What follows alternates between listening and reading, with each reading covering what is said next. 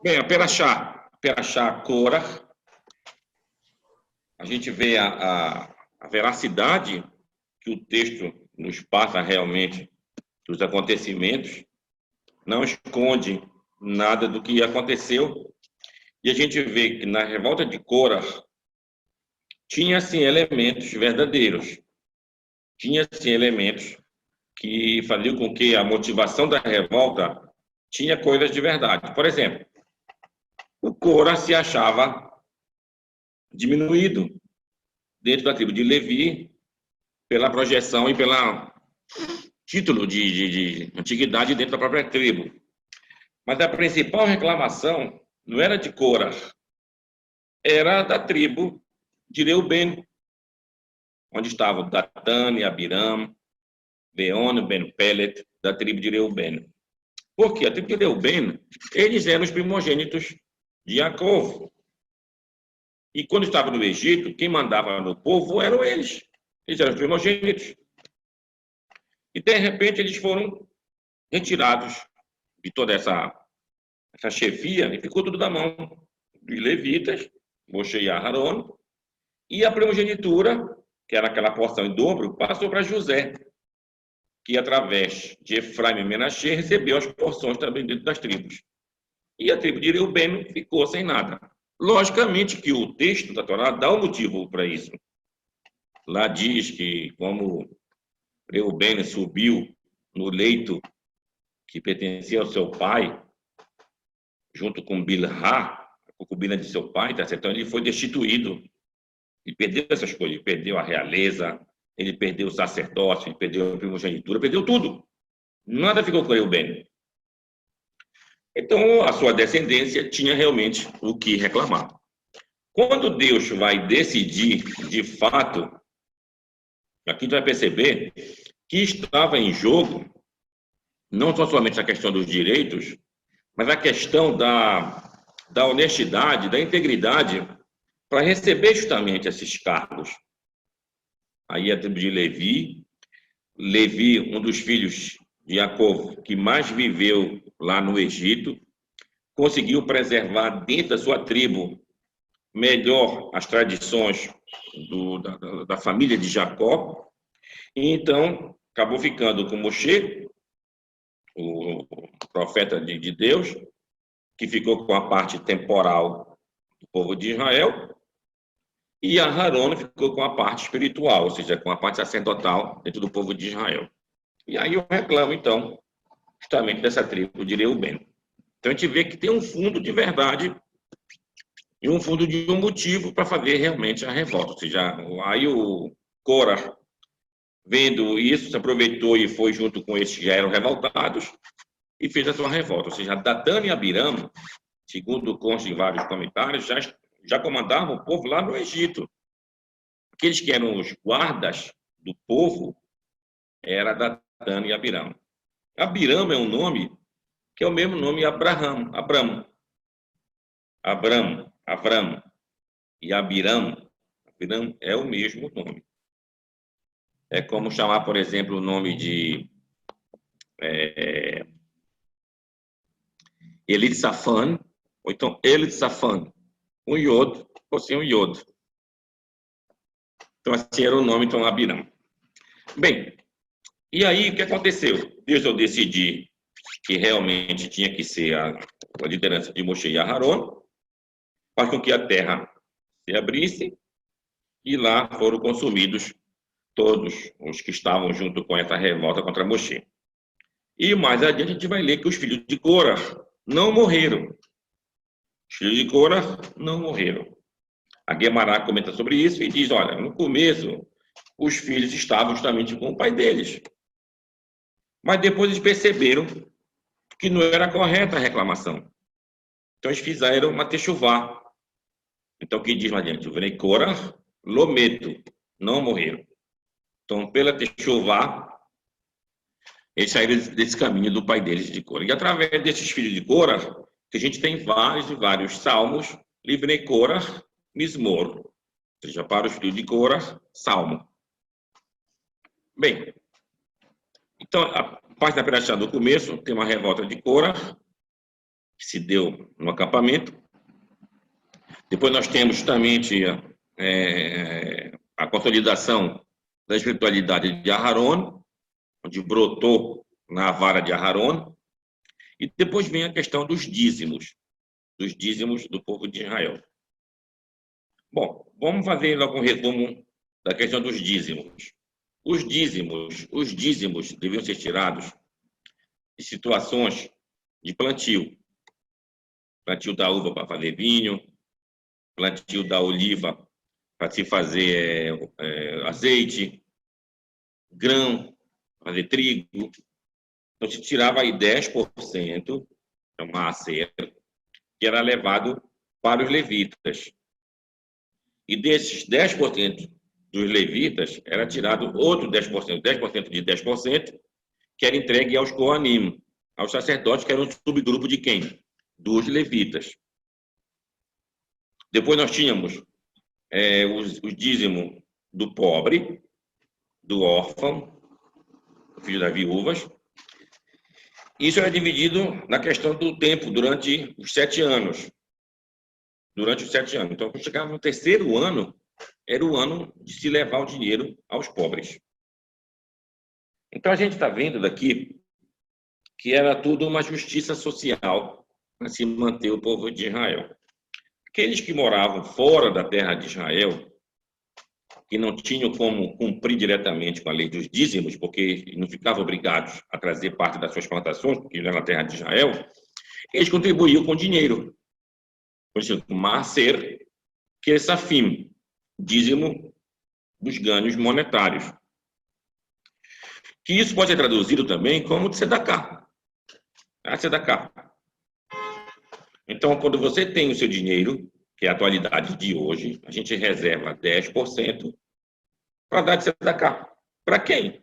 Para necessitados, para entidades de caridade, para o Estado de Israel, para academias rabínicas, para yeshivot.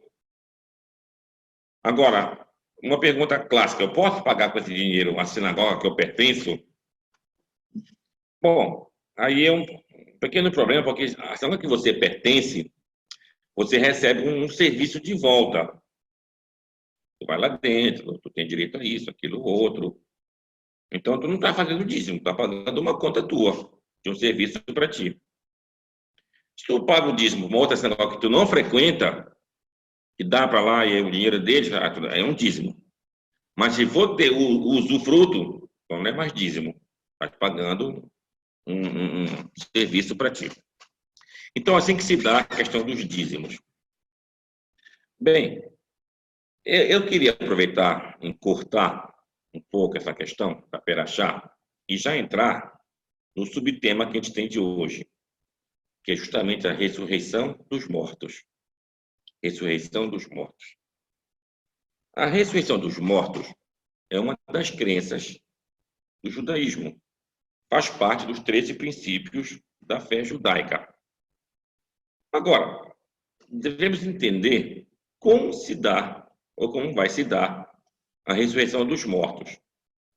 Não confundir reencarnação com ressurreição dos mortos. Bom, vários midrashim, Guemará também, comenta primeiro sobre a necessidade de haver ressurreição dos mortos. Para quê? Então, aí vem vários motivos. Uns, que é justamente para que os sadiquim voltassem, numas gerações antes do término deste mundo, para a gente alcançar o Olam Abá. E assim, com a chegada dos sadiquim, iria aumentar os méritos daquela última de uma geração, e assim conseguiria entrar no Olam Abá. Outros dizem, não, a ressurreição dos mortos, além disso, também é uma recompensa para o corpo. Eis que corpo e alma, quando fizeram suas mitzvot, fizeram os dois. Então, não seria justo que só a alma recebesse uma recompensa no outro mundo. Era importante que também o corpo receba essa recompensa. Então, com a recompensa do corpo, a ressurreição dos mortos. E como vai se dar a ressurreição dos mortos? Então, a gente, por exemplo, quando faz a Havdalah, no sábado à noite, a gente mela os dedos naquele vinho, costuma passar entre os olhos e passa aqui atrás na nuca. E é dito que aqui na nuca tem um ossinho chamado luz. Luz. E que desse ossinho que vai se revigorar todo o corpo. Não que não sobrou muita coisa para aquele corpo lá. Mas a partir desse ossinho, tudo seria restaurado para a sua ressurreição.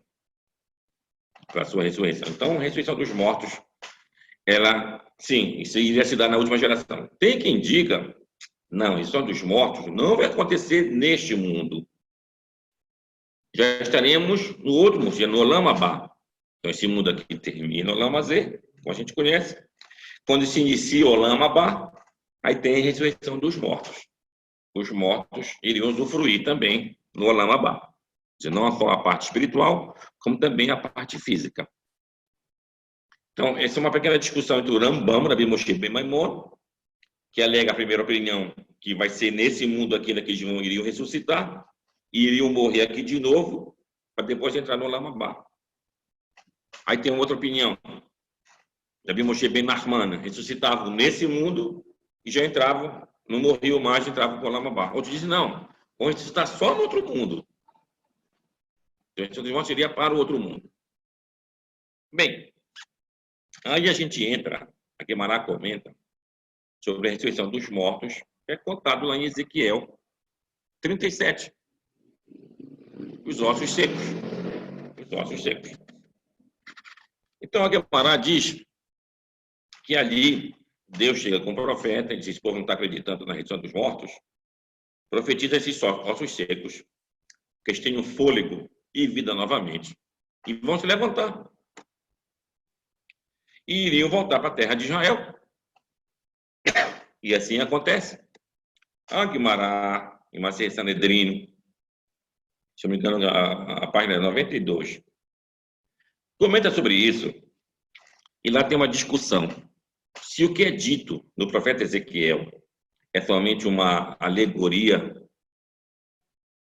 é uma figura de linguagem, e não um ato real, ou então de fato isso aconteceu.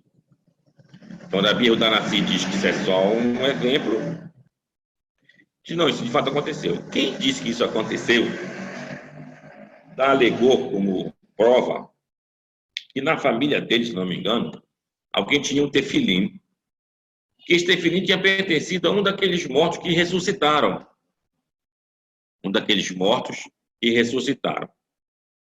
Então, que de fato tinha acontecido a ressurreição dos mortos. Bom, aí a Guimarães envereda por um certo caminho e vai dizer o seguinte: tá, mas por que essas pessoas que estavam lá naquele vale dos ossos secos tiveram, segundo sua opinião, que ressuscitaram, tiveram o mérito da ressurreição, de ressuscitarem lá? Então, olha onde vai chegar Guimarães nas suas conclusões a partir desse ponto de vista. Vai dizer, olha, esses judeus que foram para a Babilônia, que tiveram o mérito da ressurreição, aconteceu algumas coisas com eles. Primeiro, quando eles chegaram, quando eles foram levados de Jerusalém para a Babilônia, eles chegaram na Babilônia como cativos. Só que eles irradiavam como posso dizer, uma beleza fora do normal. Uma beleza de cunho espiritual, como a gente queira falar, mas uma beleza. E isso levou, olha o que escreve aqui na isso levou ao interesse das mulheres da Babilônia. Inclusive mulheres casadas. Mulheres casadas. Então, Guimarães vai dizer que os maridos na Babilônia, dessas mulheres casadas, que ficaram preocupadas de ver o interesse de suas mulheres, já fala a coisa mais profunda que eu não vou falar aqui, e como essas mulheres ficavam. Aí, e tinha para o rei, bora matar essas pessoas, cara. Aí o rei teve que mandar matar esses judeus. E mesmo depois de mortos, aquelas mulheres continuaram pensando e ficando felizes com aqueles judeus, cara. Então, eles tiveram que amassar e quase destruir toda aquela ossada desses judeus. Então, eles que tiveram, por causa desse sofrimento e o que eles passaram, o mérito de ressuscitarem quando o profeta Ezequiel, assim, profetizou como disse Deus. Então, eles vieram e voltaram para a terra de Israel. Agora, da outra opinião do Rabi Yehuda Hanassi, não, isso foi só uma questão de projeção profética, não foi uma coisa que aconteceu no mundo, realmente, no mundo natural.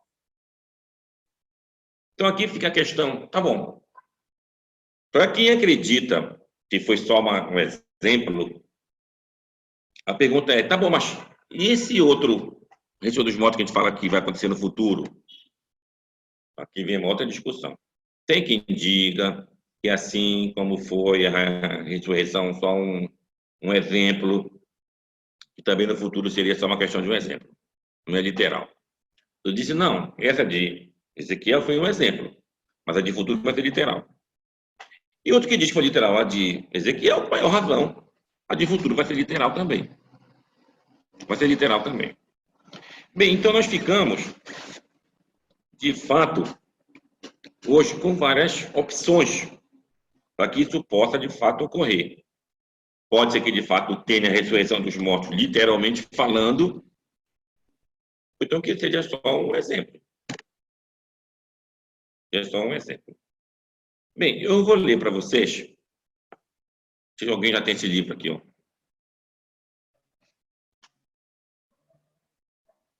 O livro diz a Torá de Eretz Israel, Judaísmo e Sionismo. Rabino David Samson, são ensinamentos do Rabino Tzvi Yehuda HaKohen Kook, o Rav Kook, que teve o pai dele, que foi o primeiro chefe ashkenazi de Israel, e esse aqui já é o filho dele, Yehuda Kook.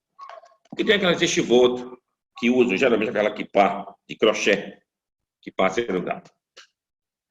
Então, outros grupos não concordam justamente com o que disse o Rav Kook, seguem ideias diferentes do que ele disse, mas o que ele disse está baseado também, logicamente, nas nossas fontes. Então, nesse livro, na página 335, tem aqui, ó, 335, o tema é... Eu posso colocar aqui para as pessoas poderem ler. Ressurreição dos mortos. Ressurreição dos mortos. Eu vou ler para vocês o que diz aqui o livro. O ensinamento de Isaías, que diz, ao povo que formei para mim, eles manifestarão o meu louvor. Aí ele continua. É vital, esse texto, para entender a revelação de Deus no mundo e a verdadeira natureza do povo de Israel. Nossos louvores a Deus não estão confinados às expressões individuais de nossas orações, nem às nossas canções de louvor, mas sim à contínua existência e sobrevivência do povo de Israel, a nação que Deus formou para si próprio. Isso por si só declara os louvores a Deus. Isso o profeta Isaías fala verdadeiramente. Toda vez que acontece a questão de redenção do povo, isso representa o quê? Um louvor a Deus. Então, a nação de Israel, em todas as suas facetas, é a revelação de Deus no mundo. Nosso retorno à terra de Israel, no cumprimento da divina profecia, nossa reconstrução da cidade de Shiloh, onde ficava lá, chegou na terra, tabernáculo, depois de Jerusalém e outras cidades, nossa elevação à nacionalidade e soberania em nossa terra, nosso poder militar em realizações agrícolas, ao fazer o deserto florescer, tudo isto revela que o Deus vivente de Israel ainda reina supremo no mundo. Aí ele fala, estes são os cantos, estes são os seus cantos e seus louvores. Aí ele diz, e reciprocamente, quando descemos de nosso lugar em missão honrosa, nossa existência em meio aos gentios, causa a desonra a Deus. Então, quando o povo é exilado, a gente viu na Babilônia, pois esse exílio aqui de 2000 anos é uma desonra a Deus. Como está escrito, aí ele dá uma citação aqui, ó. E quando vieram as nações, as quais eles vieram, profanaram o meu santo nome, pois os homens disseram a seu respeito: este é o povo do Eterno, e eles foram embora de sua terra. Está lá em Ezequiel 36. Aí ele diz: pois na Galut, que é o exílio, o louvor não é adequado, como quando os judeus exilados para a Babilônia se lamentavam. Como poderemos cantar o cântico do Eterno em solo estrangeiro? Aí ele continua. Israel declara os louvores a Deus por todas as gerações até o fim dos tempos. Hoje em dia estamos retornando ao renascimento, retornando à terra dos vivos, como na visão de Ezequiel. Aí ele vai citar o que a gente está falando. Ó. Porventura tornarão esses ossos a viver? O vale que estava cheio de ossos, pelo poder da profecia, pelo poder da presença de Deus, os ossos erguem-se para a ressurreição. Ele continua citando o versículo. Portanto, profetiza e diga-lhes, assim diz o eterno Deus, eis que vou abrir vossos túmulos e vos farei subir de vossos túmulos, ó meu povo, e vos reconduzirei para a terra de Israel. Aí vem um comentário aqui, o Gaão de Vilna, o rabino de todo Israel das gerações anteriores, descreve essa situação sob uma luz dramática, contundente. Ele diz: desde que o templo foi destruído, nosso espírito e nossa coroa partiram, e somente nós permanecemos, o corpo sem a alma. E o exílio para fora da terra é um túmulo. Vermes nos cercam e não temos o poder de nos salvar. Eles, os idólatras, são eles que devoram nossa carne. Em todo lugar existiam grandes comunidades. E voto, academias de Torá, até que o corpo se decompôs e os ossos se espalharam de novo e novamente. Contudo, sempre existiram alguns ossos, que foram os sábios, Talmidei Chachamim, da nação israelita, que são os pilares do corpo. Até mesmo esses ossos se decompuseram e só permaneceu um resíduo rançoso que se desintegrou na poeira. Nossa vida tornou-se pó. Mas a linguagem está usando aqui justamente o Gaão de Vilna.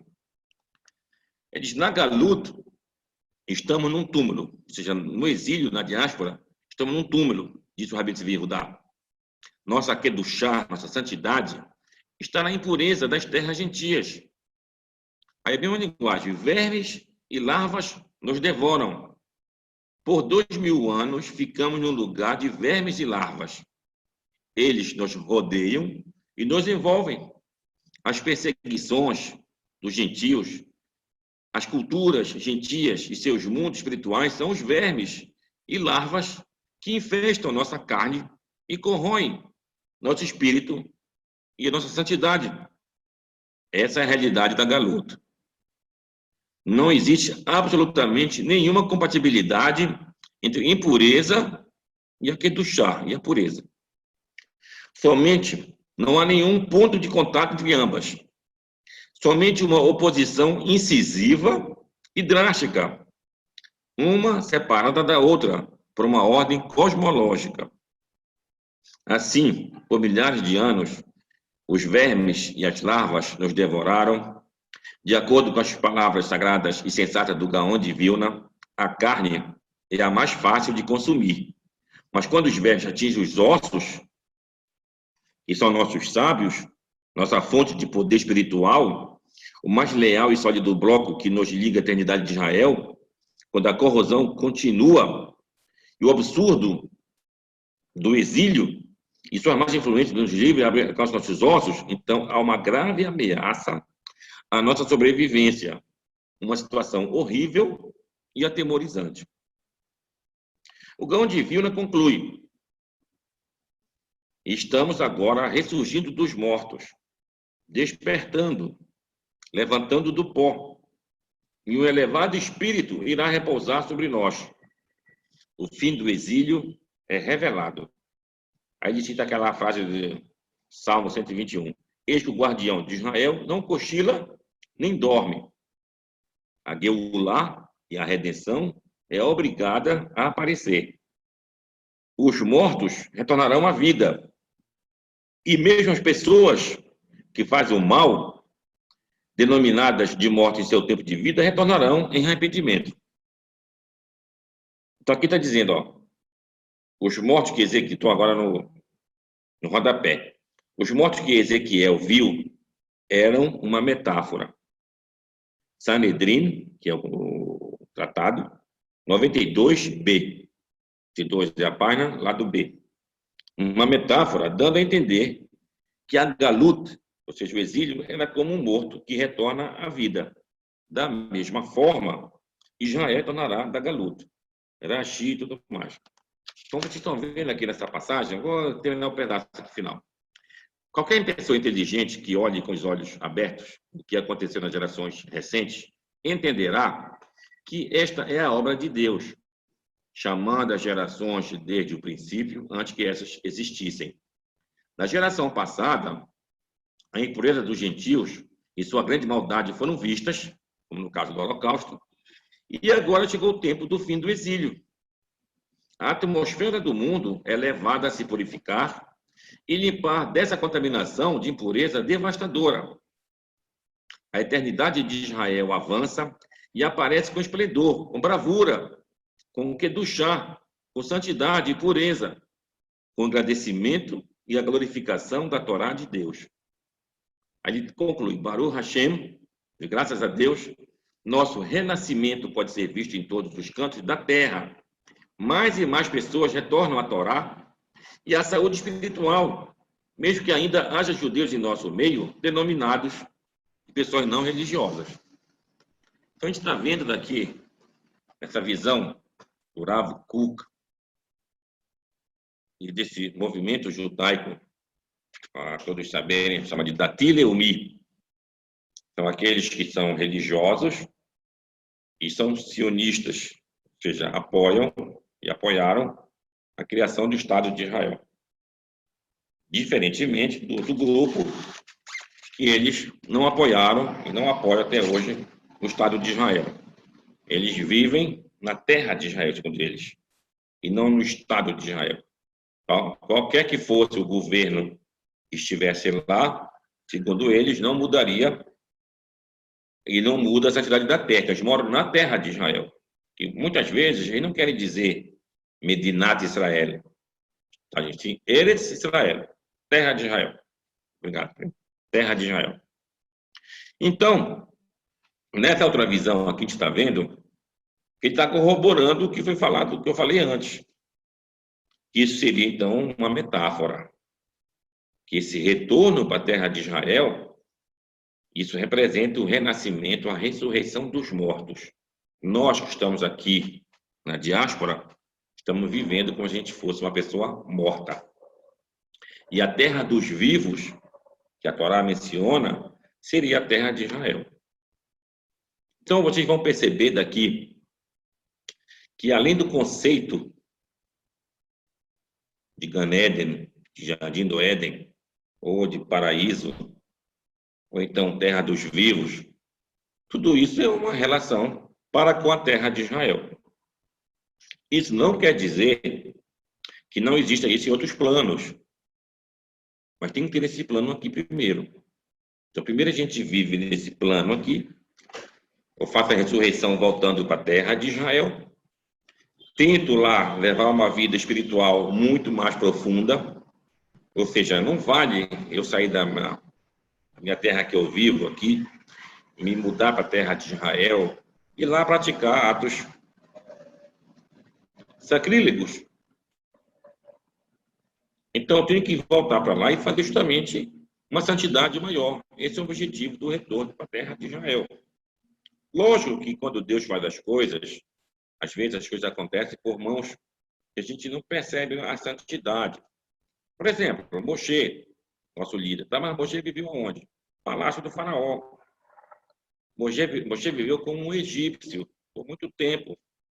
Então, o povo não estava acreditando que dali viesse a redenção do povo de Israel. Então, esse acontece justamente no nosso dia de hoje.